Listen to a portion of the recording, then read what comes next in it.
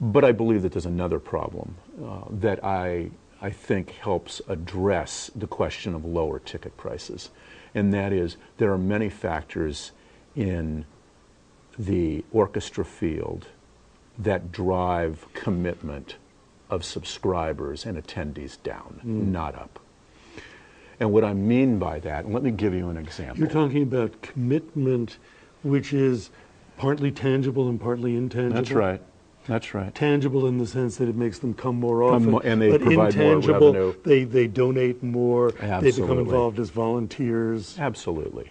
Give you, and they talk about it to their friends. They get excited.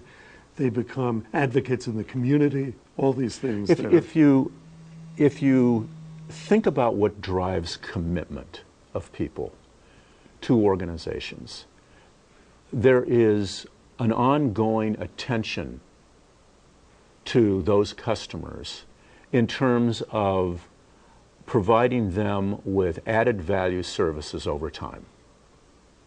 There are activities that take place relative to those people that help them understand and appreciate that when they're given a choice, they always choose us. And that, to me, is the fundamentals of what we call symbiosis. There's a mutually interdependent relationship between the parties.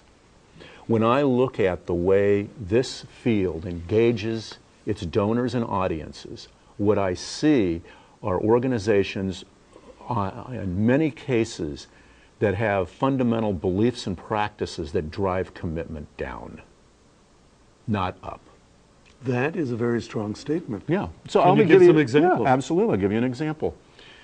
In the last 15 to 20 years or slightly more, there's been advice to this field that has said you can't renew subscriptions. It's very hard to do it. So what we should and that people need choice. They have more opportunities and options, and therefore we should give them increasing flexibility.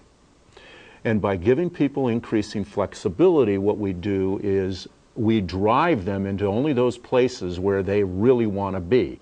And one of the things that's created is the cyclicality or this capacity variation in concerts to some degree. That is, some concerts are completely sold out and others are nearly empty.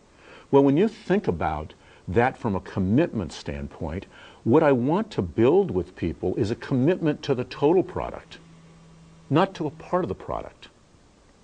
And so when I give people more choice, what does that drive them to ask for?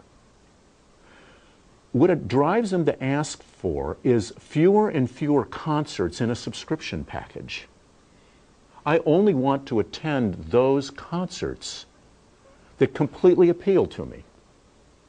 So what we've seen over the last 20, 25 years are average seats in a subscription going from 13, 14 or more down to, in many cases, 3, 4, or 5.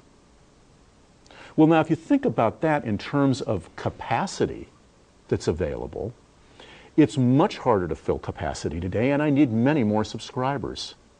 If you just think about that on a broad scale, the amount of commitment of the people that I have is completely reduced in general. So I look at this and I say to myself, well, if what I'm trying to do is increase the affiliation of people to the orchestra world, I need to increase the number of contact points they have, not decrease it. And the fascinating thing about this to me is that it shows that orchestras have learned only one lesson from looking at the wider commercial world. They think that the lesson from the wider commercial world is that you can only give people what they're willing to buy, which is the frightened lesson. Whereas the other lesson from the commercial world is you have a new product and you go sell it to them. Absolutely. And it may be something they never dreamed that they wanted. But you think, oh, people are going to want this. Right. And then you go out and you convince them. So orchestras are in effect saying, if I hear you correctly, and if I interpret you correctly, they're saying, oh my God, we're so scared people might not want to come. So we're going to make it so easy. Look, you don't have to come 7 times. Right. You can come twice, and you can pick the stuff that you really like, Right. rather than saying, you know what? We're doing this because we have something that we think is powerful and exciting and valuable, Right. and you should come to all of it. Right. That's right. And we haven't figured out how to create receptivity to the complete Yes. product. Yeah. So that's the artistic problem I think we have, is that we have a very broad product, but we've permitted people to be very selective in how they partake of that product. And as a result, it's permitted them to reduce their commitment. Now, one of the things that I have been doing with several of the orchestras that I'm working with is that from my industrial experience, one of the concepts that we use from a marketing standpoint is called annuity-based relationships. That is, what you want to do with your customer is develop a guaranteed cash flow from that customer over the long term. So, give you an example. Diesel engine manufacturer with whom I've worked with several. We not only want to sell them the product, we want to sell them the parts for the life of the product, we want to sell them all their service, we want to sell them any modifications in the product, and we want to guarantee that they will have that relationship with us, and that our guarantee in return is that we will provide that in a timely, cost-effective way for them. So now I take that concept and I look at the orchestra world. And I say, well, how does the orchestra world work? It is on a 1-year cycle time frame. It's not annuity-based. We're hoping every year that people are going to continue to subscribe and continue to contribute. So one of the things that what I've tried to do is to bring a concept to some of the orchestras with which I'm working that basically says we need to create a mutual investment relationship between our patrons, primarily households, and ourselves. And that needs to take the form of mutual guarantees. We guarantee certain experiences, we guarantee certain services, and they guarantee certain income to us over time. Okay, devil's advocate question. Some people might say that an orchestra is more in a consumer market than an industrial market. Absolutely, That I a could proper say that. comparison is more like selling Coca-Cola or selling a movie or selling something that people just go out and buy maybe once or maybe over and over again, but not something that they're going to be using constantly and now need to maintain, like a diesel engine. So that is maybe true for some percent of patrons and households. But there is a sizable proportion in every major orchestra of people who have subscribed 5, 7, 10, 15 years. And who are giving money on And a who are regular giving basis. and who are contributing on a regular basis.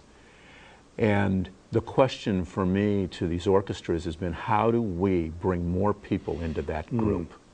How do we build a long-term reciprocal relationship with people as they begin to develop a connection to the field? That brings me to the second big Pandora's box I think you opened here. Traditionally, the orchestra world has thought to itself and said out loud, of course we know why we exist. We are playing great music. The great music we play is the reason why people come. It's the reason we're here. It's the reason we're valuable to our city. So what do you mean we need to enhance the experience? Are we offering a uniquely valuable experience which all by itself is all anybody ought to need? You know, again, I'm not an expert at any of this. I come at this through a certain set of eyes from my primarily industrial experience, but now from 15 years experience watching this industry. And my work is not just with management. It's been work with boards, musicians, and staff. It's involved work on negotiating internet agreements for the whole country, audio-visual agreements. It's involved work with the Mellon Foundation and the Orchestra Forum. And what I see from this is